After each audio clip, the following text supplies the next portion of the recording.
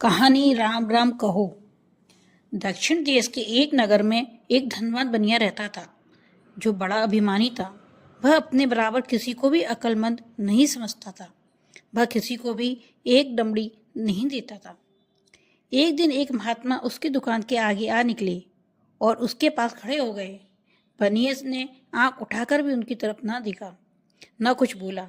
तब उन्होंने बनिए से कहा, बाबा राम राम कहो। वह बोला ही नहीं। जब 2-3 बार महात्मा कहने से भी न बोला, तब महात्मा ने सोचा कि इसको किसी तरह माया की कीच से निकालना चाहिए। यह विचार करके वे नदी के किनारे चले गए। प्रतिदिन सवेरे वह बनिया उसी नदी पर स्नान करने आता था।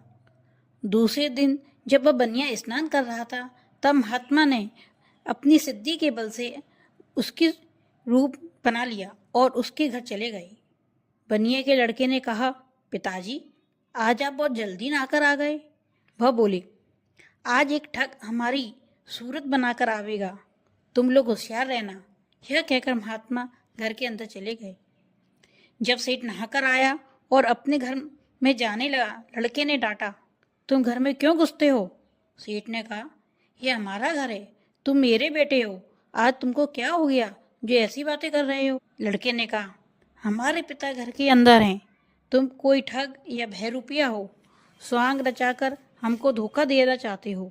फौरन वापस जाओ, नहीं तो मार खाओगे। सेठ फिर भी घर के अंदर जाने लगा।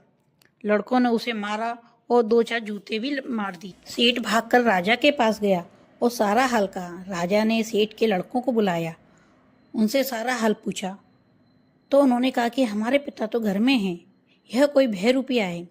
राजा ने दोनों को बुलवाया, देखा तो दोनों की एक सी सूरत थी। उनको देखकर बड़ा आश्चर्य हुआ।